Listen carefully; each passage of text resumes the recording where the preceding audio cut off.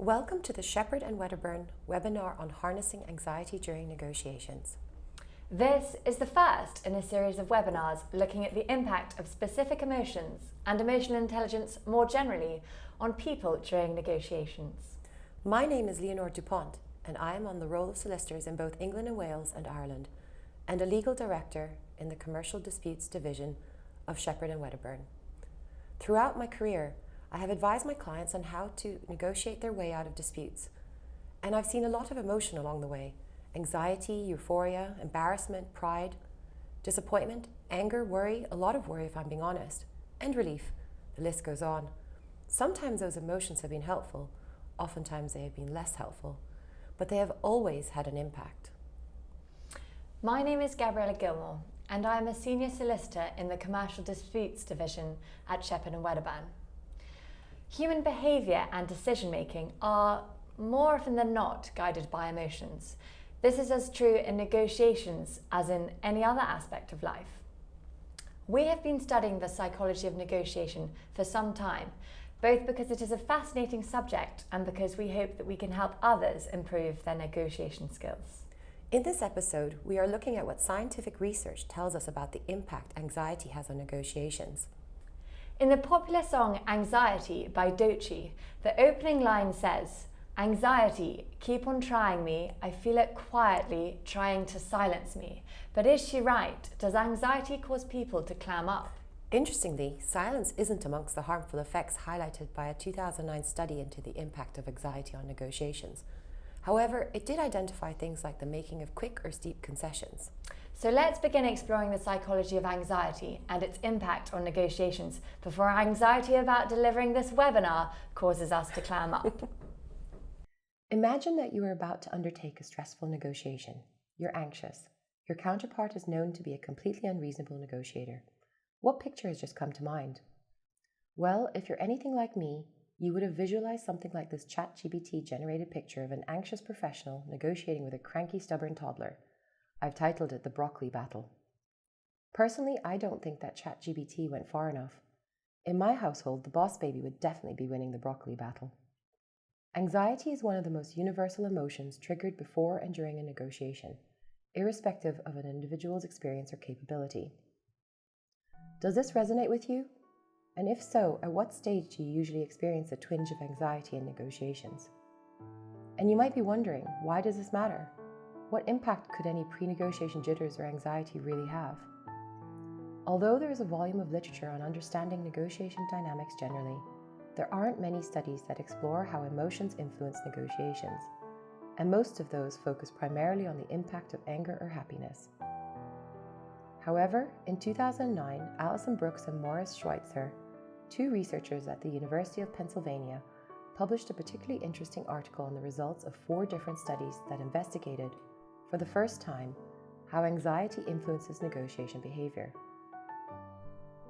Brooks and Schweitzer demonstrated that anxiety is one of the most commonly experienced emotions before a negotiation, and that it is often harmful to negotiator performance.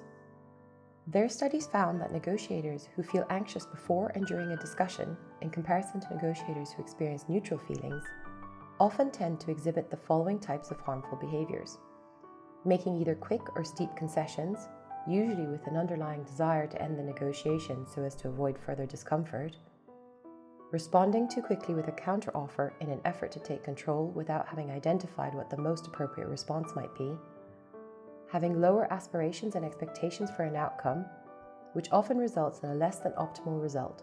This is the classic situation where if a party aims for low-hanging fruit, they will only obtain that or lower; being indecisive or having difficulty considering more creative or out-of-the-box solutions; and finally, exiting negotiations prematurely in order to bring an end to their discomfort.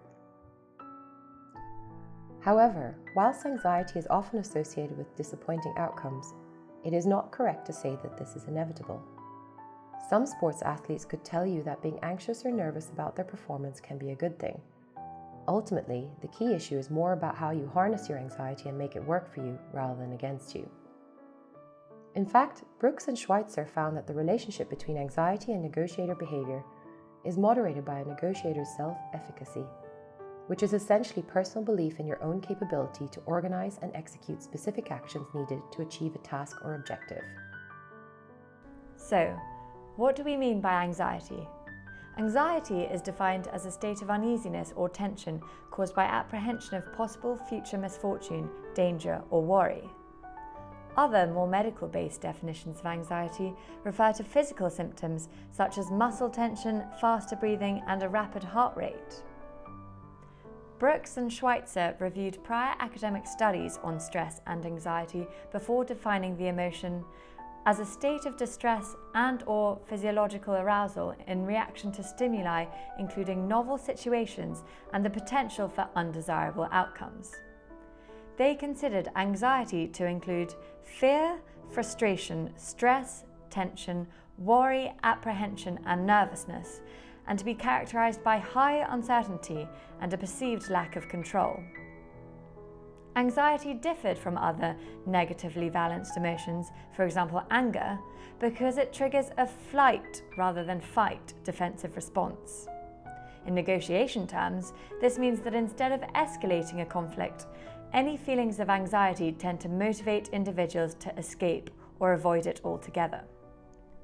Hopefully you have been enjoying our choice of background music. Please pause for a moment and consider whether it has had an impact on how you feel emotionally. Are you tense, calm, happy? Hopefully we haven't made our listeners tense. Well, we'd take tense over bored. The reason we have been playing this music is because one of the key studies that Brooks and Schweitzer conducted used orchestral music to explore how anxiety affected negotiation performance. The study comprised 136 university students. The control group listened to Handel's water music Air, whilst the rest had the tense, screeching strings from Hitchcock's Psycho to simulate anxiety. Although we're using near substitutes today for license and copyright reasons. Once primed, the subjects from the two groups were paired off to do a simulated negotiation via instant messaging. The participants were randomly assigned to the role of buyer or seller, and having read background information to prepare, each participant had to negotiate price, warranty, and service periods. They were also given a payoff chart, which showed that their own payoffs would be linked to 9 different levels of outcomes for each of the 3 issues as incentives. The results of the study were striking. The anxious subjects had lower expectations, made significantly lower first offers, and responded more quickly to any offers received. They also earned less profit, and notably, the control group participants that were paired with an anxious counterpart earned significantly more profit. The anxious participants also exited the bargaining at an earlier stage and ultimately obtained worse outcomes. Brooks and Schweitzer extrapolated that if feelings of anxiety induced by a temporary stressor could negatively affect negotiation behaviour and results to this degree, then the impact of real-world emotions could well be more powerful. However, it is worth highlighting that although anxiety caused the participants to lower their expectations, it did not cause them to lower their aspirations. This suggests that anxiety can operate to temporarily lower expectations and belief in succeeding, but it is unlikely to influence long-term goals. So, now that you have been listening to the alternative background music, how do you feel comparatively? Perhaps more on edge? Another interesting study was conducted in 2004 by Michael Wheeler, Gerald Zaltman, and Kimberly Leary. They conducted in-depth interviews with 20 seasoned negotiators, who were mostly managers with a minimum of 10 years professional experience, along with a few lawyers and public officials, to explore their thoughts and feelings about the negotiation process using the ZMET method developed by their colleague Olsen Zotman. About 2 weeks prior to a subject's interview, they were asked to collect 6 to 8 images, from books, magazines, or even their own sketches, that they associated with aspects of the negotiation process. When interviewed, the subjects were asked to explain the reasons for their image choices, all of which were rich with emotional content. The final stage of the study required each of the subjects to make a collage that reflected their overall thoughts and feelings about negotiations. These collages were given titles and explanations by the subjects. So, purely in the interest of science, we thought we should each create a collage showing our thoughts and feelings about negotiation. Since Lee has already shown her broccoli battle, I thought I'd go first. Interesting. Here's my effort. We'll have to analyze what these collages say about us later. Going back to the study, all of the subjects had strong and conflicting feelings about negotiations. They spoke of tightropes, traps, and the dangers of tripping up alongside silver linings, excitement, and gratification. One subject even chose an image of people appearing to shake hands, but actually holding guns, and commented, "It appears to be an act of greeting and cordiality, but in reality it's the difference between the appearance and the reality." All of the subjects were described as outwardly confident and successful, but even the most optimistic admitted to varying degrees of anxiety, which was compounded by having to handle uncertainty. As part of the interview process, each subject gave detailed responses regarding their preparation, mindsets, and experiences of negotiations, as well as their associative emotions. Afterwards, Wheeler, Zaltman, and Leary analyzed the content of hundreds of pages of interview transcripts and found that there were 3 particular reasons for why people felt that a negotiation experience is inherently stressful and results in anxiety. The first reason why is that anxiety stems from a perceived lack of control. In a negotiation, each party is seeking something that cannot be achieved unilaterally.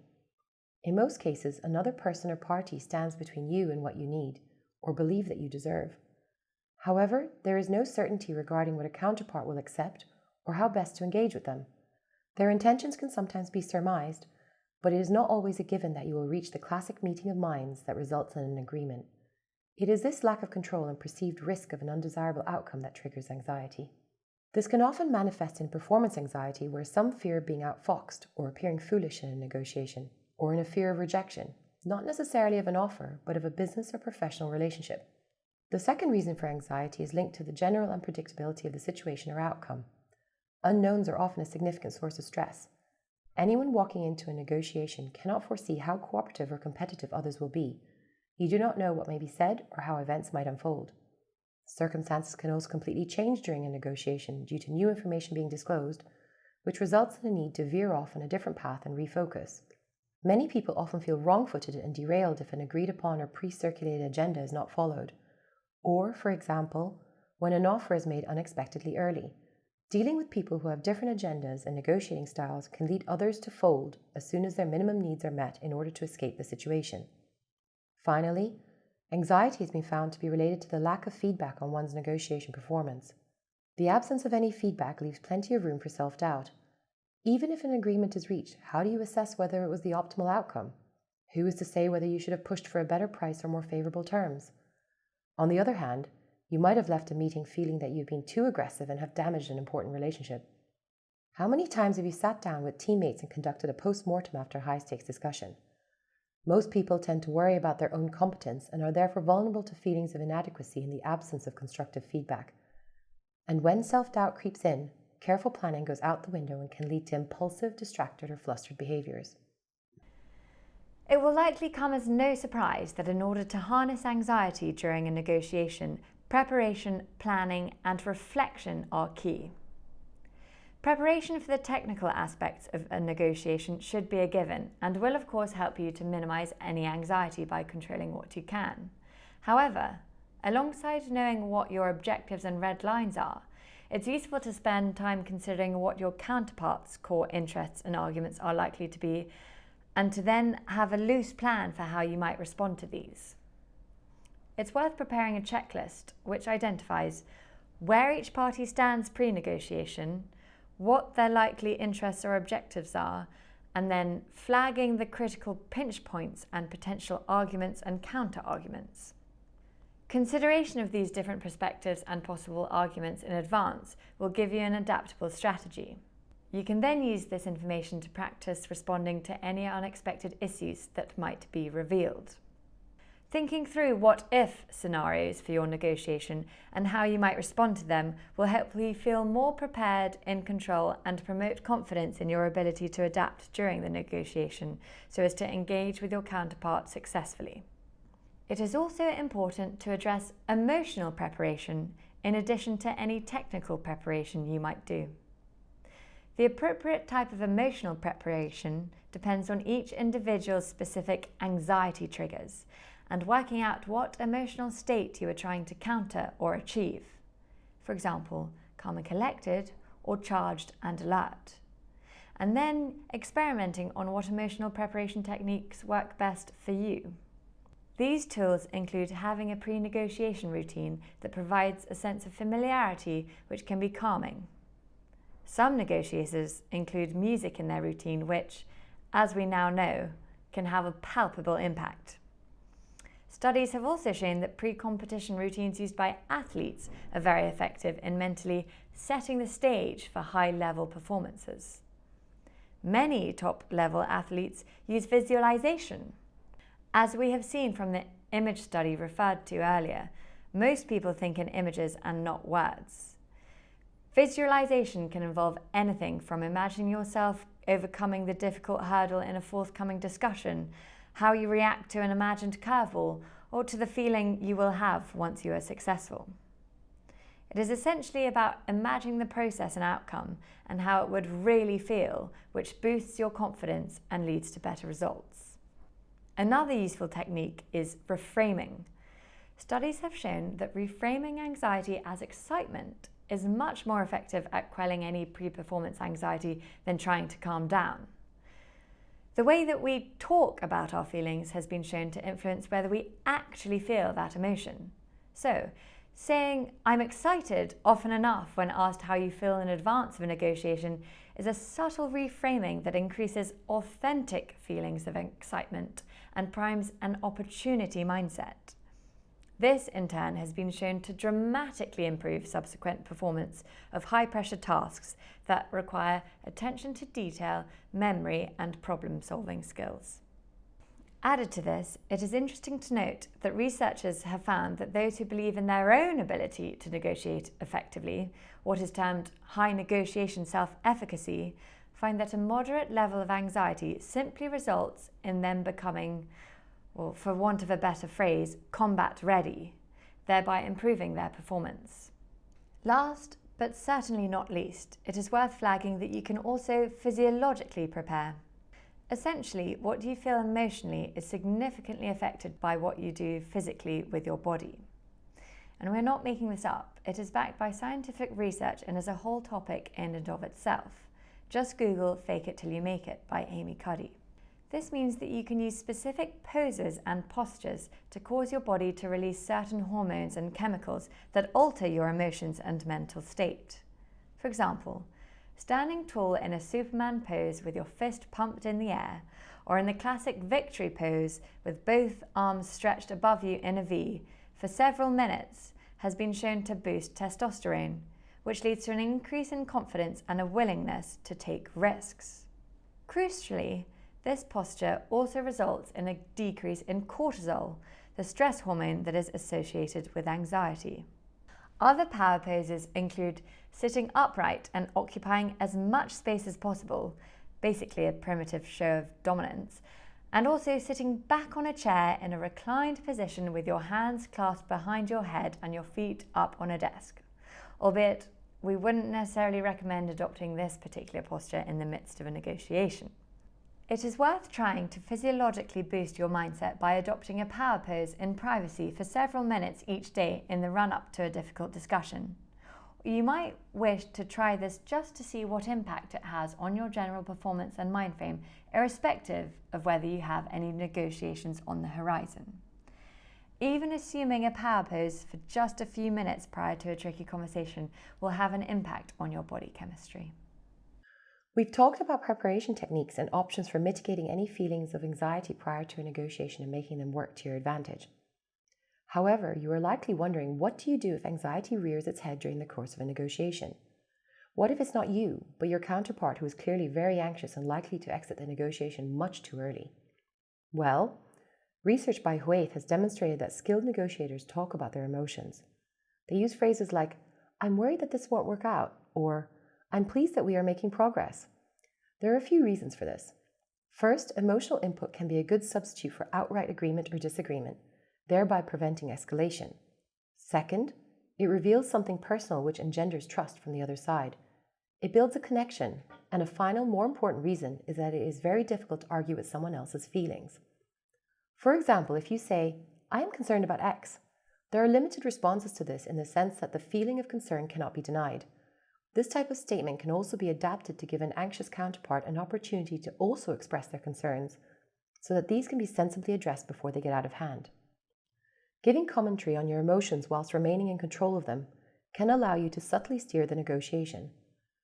An ex-FBI hostage negotiator, Chris Voss, the author of an interesting book called Never Split the Difference, has commented that it is easier to bring people to a decision when you can work the emotions.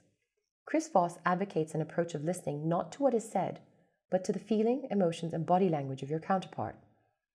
He noted that he developed his ability to read and respond to emotions whilst working in a suicide hotline when starting out, which is clearly a high-stakes way to learn how to negotiate. However, what is clear is that active listening and expressing empathy tend to go a long way in allaying anxiety in a counterpart. Adding to this, breakthroughs in neuroscience and psychology have revealed the positive role of emotion in decision-making, creativity, and relationship building, all key factors in reaching agreement. For example, the neurobiologist Antonio Damasio has shown that people with damage to the right hemisphere of the brain, the emotional side, have great difficulty making decisions. That's because emotions tell people what's important to them, what they want to obtain and preserve, and also allow them to see matters holistically and to avoid being ensnared by details.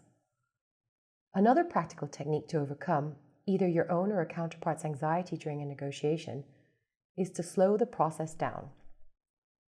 You can pause for air, a refreshment break, or just break out into normal conversation to make your counterpart feel at ease and seek to reset the conversation. This is a matter of gauging the other side and using personal connections. On a more practical level, asserting control, even if it is to call a break or change a topic, can help you recenter yourself. Other options include stepping out of a closed room, even for a few minutes to clear your head, or changing the focus of a conversation to help you or others regain balance. It is also sensible to have a number of suitable phrases or stock statements that you can deploy to buy thinking time if you've been thrown a curveball. For example, "That's an interesting point. I'd like to give it my full consideration, so I'll circle back to it. But in the meantime, have you considered the impact of Y?" Physiologically, if you feel the early signs of anxiety, whether that is tension, your heart rate is becoming elevated, or your breathing has slowed, you should take a deep breath. This helps to reoxygenate the blood and reduce feelings of anxiety. Last but not least, it is clear from the main studies that a period of reflection is needed after a negotiation. Not only to promote learning and assess what went well or not so well, but also because the studies have shown that without any performance feedback, anxiety is raised for the next negotiation. The process of assessing a negotiator's performance via candid and constructive feedback ultimately helps to build confidence and minimize anxiety the next time round. The focus in any post-mortem should always be on learning from the experience and offering different perspectives on the outcome, while accepting the fact that what happens in a negotiation is not usually foreseeable or within any one party's control. Finally, I wanted to leave you with one last thought. Unsurprisingly, relief has been found to be the most common feeling amongst negotiators after a negotiation, which only attests to the stressful nature of the process. That concludes our webinar on the impact of anxiety on negotiations. You can judge for yourselves whether any public speaking anxiety made an appearance during our session today. Hopefully not. And hopefully we have given you some ideas about how to limit the negative impacts that anxiety can have on your negotiating skills, and inspired you to try some of the techniques we discussed on how to redirect anxiety to your advantage. The next webinar in our series looks at anger, featuring some more fascinating scientific studies. It will be presented by our colleagues Sarah Walker and Kira Waddle. We'd encourage you to join us, as it'll help you to turn the red mist into negotiating bliss. In the meantime, we hope that you've enjoyed this webinar and found it useful. Thank you for listening.